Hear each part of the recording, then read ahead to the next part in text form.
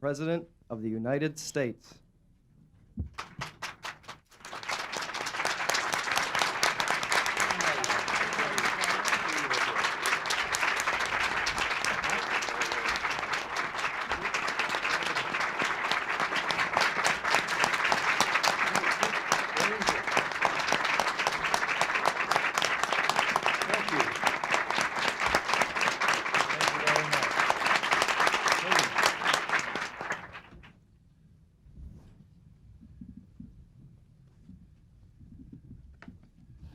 Well, I want to thank all of you for coming here today.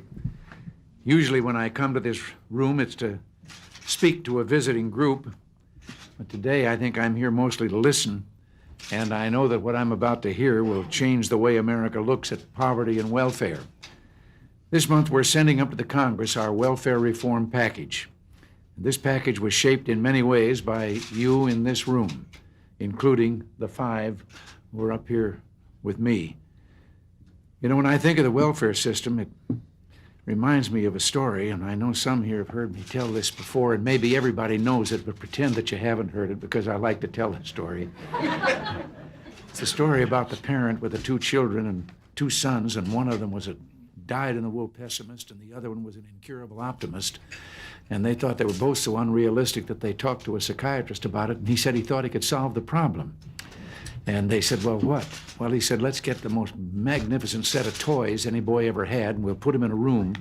We'll take the pessimist there, and then we'll turn him loose, and when he sees those toys and knows they're all for him, he'll get over being a pessimist. Well, he said, what are you going to do about the optimist? Well, he said, I have a friend who's got a racing stable, and he said, we can get quite a quantity of what they clean out of the stable, and we'll put that in another room, and when the optimist has seen his brother get those toys, and then he gets that, he'll get over being an optimist. Well, they did it. Finally, after a period, they then went in and followed in where the boy was with the toys, and he was sitting there crying. And they said, what are you crying about? He said, well, I know somebody's going to come and take these away from me. And they went down to the room with the optimist, and he was on that top of that pile of stuff, and he was throwing it over his shoulder as fast as he could. And they said, what are you doing? He says, there's got to be a pony in here somewhere.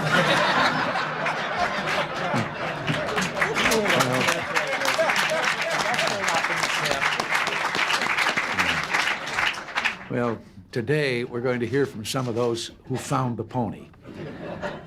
As you know, but maybe those from the press don't, in the past year we've been going around the country asking the experts about how the welfare system works and doesn't work. Now, asking experts is not a new thing in the area of welfare reform. Time and again over the years, government has inquired of professors and welfare professionals why people are poor and why they stay poor. And forgive me for saying this, but the result has been a welfare system that's very good at keeping people poor. But when we began to look at welfare reform, we changed the experts and we changed the questions. For the last year, our experts have been people who know welfare firsthand, who've actually been on welfare, particularly who've been gotten on and gotten off. And we've talked to hundreds of these people. We've talked to hundreds more who've set up self-help groups in their communities, self-help groups that really worked and that really helped neighborhood people become self-sufficient. And these have been our experts. And our questions have been, how'd you do it? How did you get off welfare? How did you become self-sufficient? How did you set up a group to help yourselves and your neighbors? Now, I've been told that this has been the first time in the history of the welfare system that government has asked not how people fail. That's how they got in welfare and stay on, but how they succeed. And that is how they get off welfare. And I'm told it's the first time ever that government has gone, as we have, not to the people who can give you a theory about getting people off welfare, but to the people who've done it themselves in practice or helped others do it. Success, not failure, practice and not theory. And that's what shaped our welfare reform proposal, and that's what we've come to hear about today. So now let me turn this meeting over to the experts. Mr. President, first this morning we're going to hear from Sister Monica Tolman from East Liverpool, Ohio. Sister Monica is the second most senior member of this panel, Mr. President. She spent 42 years teaching at elementary and secondary levels, and then went into the self-help business to try to help senior citizens to get the services they need, and has found since then that that's developed into a very healthy project. So, Sister Monica? Thank you, Mr. President. Ceramic City Senior Center is in East Liverpool, Ohio, of the tri-state area, Pennsylvania, West Virginia. We're about across the bridge from West Virginia and 5 minutes from Pennsylvania. We are really an unnamed Appalachia area. We have no business, large business, or industry in the area. I would say 30% of the people are unemployed. There are 15,000 residents in East Liverpool. 4,000, according to the 1980 census, are senior citizens over the age of 60. And a study of e-data done in 1984 showed 46% of them below poverty level. Well, these senior citizens needed help. They needed to feel dignified in their existence. So our senior center was established in 1979 with federal dollars to renovate and purchase this property. Now we provide services in that 3,200 square foot building to 1,700 seniors. These services help them stay in their own environment, and that is something that needs to be done. It also provides them with knowledge of their own talents and skills so that they can not only help themselves, but that they will then help others. We have soldiers and sailors on relief have come to our assistance. General relief workers will spend their time with us and give us the help that we need. We have used the Title V Senior Aid Program out of the Department of Labor, and those 4 people spending 20 hours a week provide the leadership that is needed to help our 387 volunteers provide these services to the other people of the community. Of course, when you receive government funds, then there are a number of records that have to be kept. And so we have to have these people trained in the keeping of the records. We are proud of our 387 volunteers. They help us provide friendly visiting services, telephone reassurance services, health assessment services so that the seniors can have almost an entire physical and being prevented from having diseases that would debilitate them. We have socialization, of course, that keeps the seniors knowing each other, feeling comfortable with each other, and also getting out of their homes so that they will then be able to help other people. We provide some chore services, laundry for about 30 shut-ins each week, and our volunteers do that work. We have a kitchen that provides, I'd say, anywhere from 25 to 150 meals daily, twice a week with the jobs bill food that was given out at one time. We established an emergency feeding site for the unemployed, and at times we feed 300 of them, and the senior volunteers help prepare and serve those meals. We received 2 vehicles from the 16B2 program using the UMTA funds, and that provides transportation for about 420 seniors using the drivers and the volunteer escorts to take these seniors about 28,000 miles a year to nutrition, socialization events, cultural places, medical appointments, and personal shopping. I feel then that our senior volunteers, many of them on the RSVP program, have not only become valuable assets to the community, but they have made other people of their own peers feel important. Yet, without the federal dollars giving us that base of operation, there is no way that we could have done this, making these people feel the need to continue living. We have established a co-op because we don't just want handouts, but we want to help these people help themselves. This co-op then helps to extend their funds and provide nourishing food. We have joined with Share Food Bank and are trying to establish a farm in which they will grow their own truck vegetables and then either sell them or can them or freeze them for the winter. We are involved in any number of projects, one of which will be to develop a shared living facility.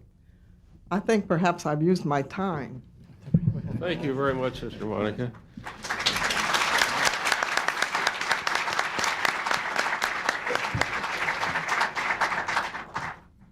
Next, let me introduce to you Earlene White from Norfolk, Virginia, and her husband Nelson, who's in the audience. The two of them co-founded the organization called Parental Involvement Network, or PIN, and it came out of the problems they had with the busing situation in Norfolk. So let's hear from her. Earlene? Thank you. Contrary to popular belief, black parents are strongly in favor of neighborhood schools. In Norfolk, where courts approved an end to busing of elementary school students for the purpose of racial balance, parents were given the option of to bus or not to bus. Given this choice, black parents chose not to bus by a whopping 86% majority. We had always known that the blacks who actually had to deal with busing did not like it. This clearly points out that agencies need to interact with grassroots people to solve problems relating to welfare and education. When we attempted to inform civil rights and religious leaders of the true feelings in the black community, the first thing they wanted to know was, what were our professional credentials? They failed to realize that grassroots people do not need a whole lot of credentials to express their concerns or to develop some expertise in solving their problems. Since the media was only listening to black groups advocating busing, my husband Nelson got the idea to organize the black parents who oppose busing, thus the Parental Involvement Network. We went door to door collecting signatures to present to the school board. We felt that 1,200 signatures was enough to convince both the school board and civil rights groups that there was substantial black support for an end to busing.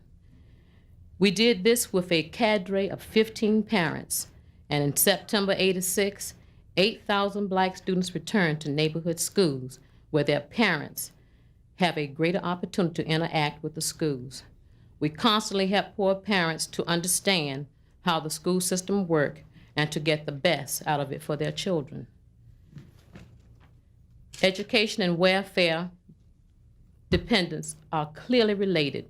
In dealing with welfare parents, we found that more daycare was needed, that even if they got a job, the funds they received are stopped before they can get on their feet. Some change is needed in this area of transferal from welfare to becoming a working class parent.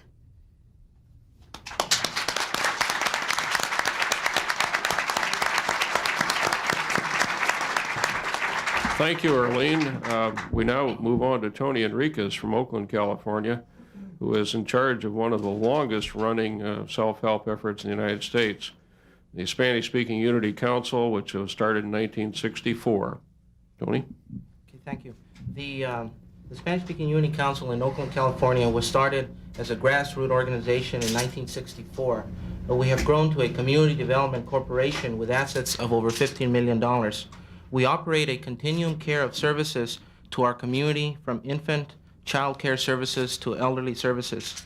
We provide services in employment and training, both youth and young adults, housing programs for families and elders, emergency housing and family needs, small business, technical assistance, and community economic development assistance and project development.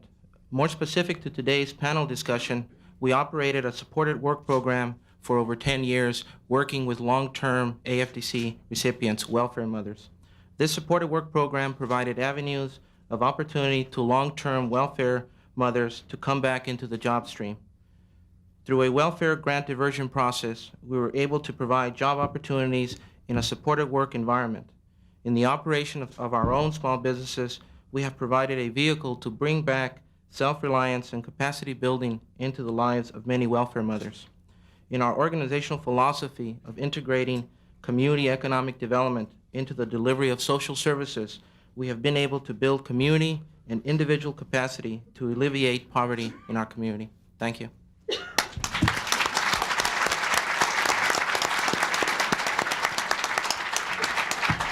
And finally, and closest to home, Kimmy Gray from Kenilworth Parkside Resident Management Association. Kimmy, I know that you had 5 children on welfare, and that you've gotten yourself and them off welfare and sent them all to college. I think that's an accomplishment in itself worth applause.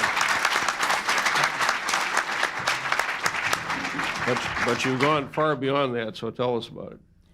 All right, Mr. President, let me first describe the Kenilworth Parkside community. There are 464 public housing units. We're at the end of nowhere, as some folk may refer to it, because we're in Ward 7, and they call the part of the city that's been forgotten. Prior to 1982, only 2 children within our community had gone to college. There was no heat and hot water on our public housing property. Trash pickup was terrible.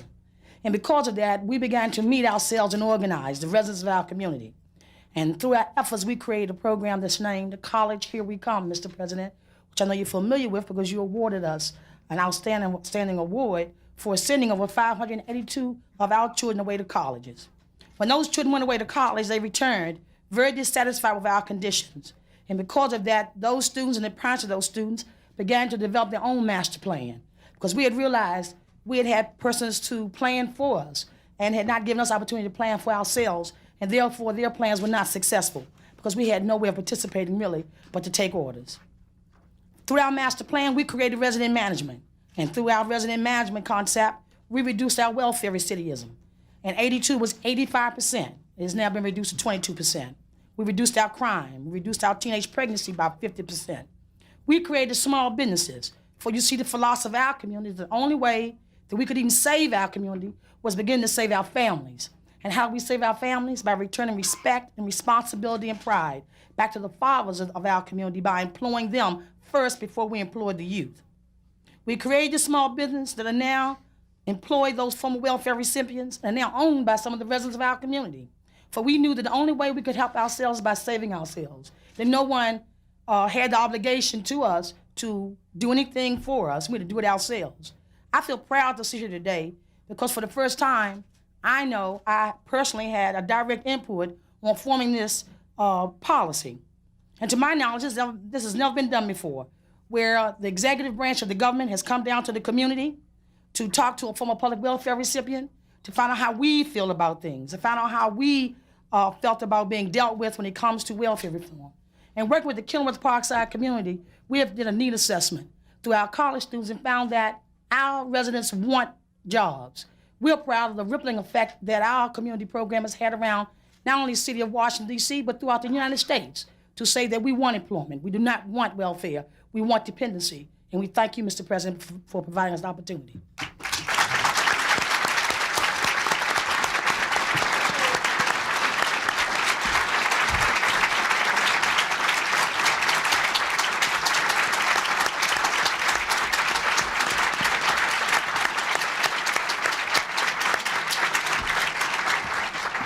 Thank you, Kimmy, and thanks to all of our panel members. Mr. President, you've heard these success stories, so why don't we talk a little bit about how we can build on them?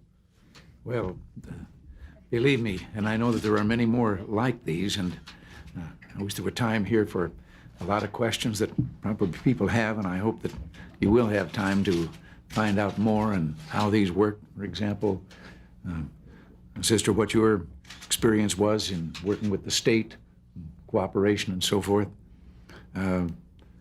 Someone sent me a little item that must have appeared in print someplace. It was in print, it was just cut out, and I don't know where it appeared or anything. But it did give us pause to think. Just a little short thing, and it said, in an earlier day in America, people lived well, they had plenty to eat, they were independent, they were free, and then the white man came.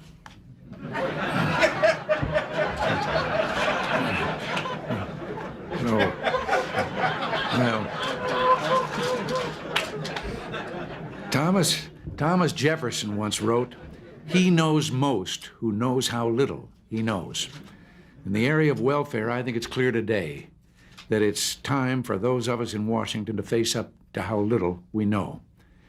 You good people have just shown the truth of what columnist William Raspberry wrote recently, that good ideas come not from Washington, where the headlines are, but out in the country, where the action is.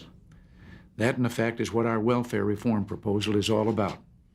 Creating a welfare system that invests in your solutions and in the solutions of thousands of others like you around America. Our welfare study really isn't that thin. Up from Dependency, which will be released today, names nearly 400 examples of self-help groups across the land. Our reform is intended to start a process that taps this spirit and mobilizes this initiative. And here's what we propose to do. We will ask Congress to approve legislation to allow the states to experiment with the kind of anti-poverty ideas that you've told us about here today. Right now, federal laws and regulations limit what the states can do. I was a governor of a state, and I know how frustrating it could be. And that's why so many of your good ideas can't be tried within the bounds of our current welfare system. Our proposal retains the current federal financing role, and the federal government will continue to enforce civil rights laws and due process protections. All we will ask from the Congress will be that it waive the many other rules and regulations that prevent state experiments from helping people become independent. In many states, with the limited flexibility we've given in the last 6 years, this experimentation has begun. Some, like Utah and New Jersey, have made great strides.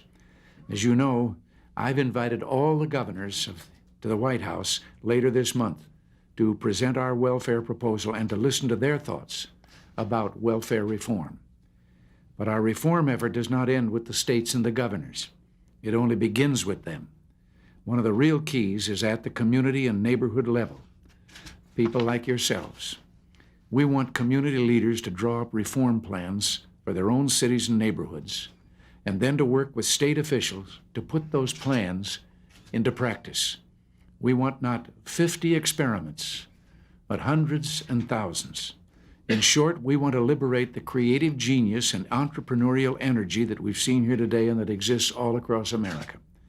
As one scholar, John McKnight, put it, "I know from years in the neighborhoods that we can rely on community creativity.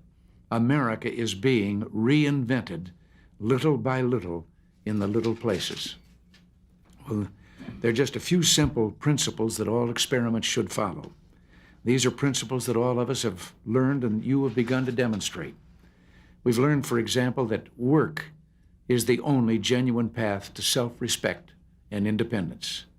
And we learned that any welfare system should offer the incentives and tools to escape welfare, not the incentives to remain dependent on welfare. With these and other lessons in mind, our proposal will ask the Congress to allow those of us in Washington to work with the states in screening reform ideas. We will offer communities and states wide latitude in developing their proposals, but we will also ensure that any initiative supports families and promotes self-reliance. It's time for the federal government to admit to what it doesn't know and start listening to creative governors like Tom Kean and Booth Gardner, Jim Martin. It's time for the government to start listening to community self-help groups like yours and the others that Chuck and his group here have identified. It's time, as Charles Murray has written, to start listening to those we wish to help, not armed with a clipboard and a set of multiple-choice questionnaire items, but with curiosity and patience. Well, that's what we've begun to do this past year. And that's what our reform package will help all of America to do in the years ahead. You know, I had an experience as governor because we came up with a welfare reform plan. And it could only be permitted under the regulations as an experiment. And we dealt with and we negotiated with the people in Washington, and we were getting nowhere. And finally, I ordered our people, one of whom was Chuck Hobbs right here, who was responsible for some of that plan. I ordered our people that we would not discuss anything further with Washington unless the president was present. And he came to California. We went down and met with him, and I scribbled a few notes on the plane on the back of a gin rummy pad. And when we got in the room with the people we'd been dickering with all these years and getting our months and getting no place, I submitted what it was we wanted to do. It was a workfare plan and what we had accomplished so far and getting ready for it. And it was wonderful. The president just heard me out. It only took a few minutes, and he just turned to his group and said, "I want this done." You'd be surprised, it happened. But they'd only let us experiment, so we got to do 35 out of the 58 counties in California, and they very carefully omitted the two largest, Los Angeles and San Francisco.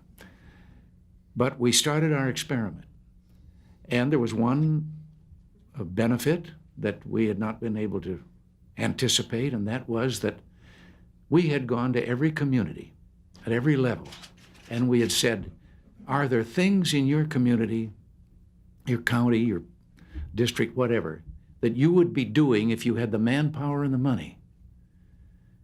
We didn't want boondoggles. And they sent back their list of things, yes, that they would do. We screened them to make sure they were useful tasks.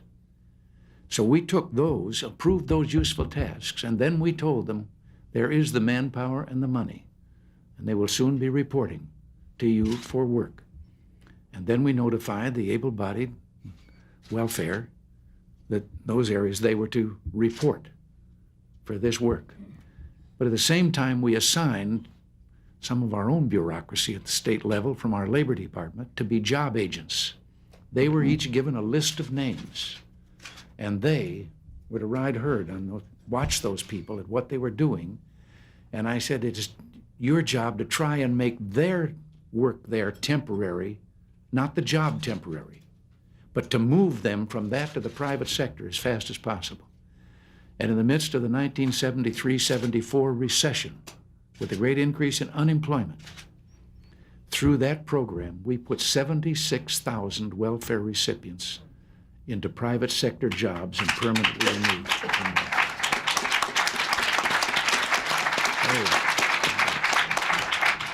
So this is, I don't want to get caught like, I won't name the president, but I don't want to get caught like him and have me have to be able to turn and say, I've said it in advance of your coming with recommendations. And that's what Chuck has been here and all about.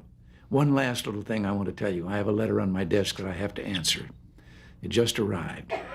It's from a young man who had a water surfing accident, water skiing accident. He is a quadriplegic. He is totally dependent on the government programs. But attached to his letter is a business card with his name on it. He has an idea for an independent business, a small business, that he is organizing to start. And the small business will be counseling and advising other disabled people to be able to free themselves from dependency and to become independent. And that what he needs, and what I'm certainly going to try to work out for him, is some kind of a bridge from his present dependency to the success there, so that he can get by that bridge. And I think here, of all things, is a success story and an indication of what you've heard up here today, and that is what I've said myself so often. The overwhelming majority of the people on welfare want nothing more than to be independent of it and back out with the rest of us in the workaday world. Even so, the questions would have been kind of redundant because I think these four individuals made it pretty plain as to what they were doing. And I think as you all exchange information about what others have found can be done, we'll find the answer to this, and it'll be an answer in the American way, which we have neglected for too many years. Thank you all. God bless you all.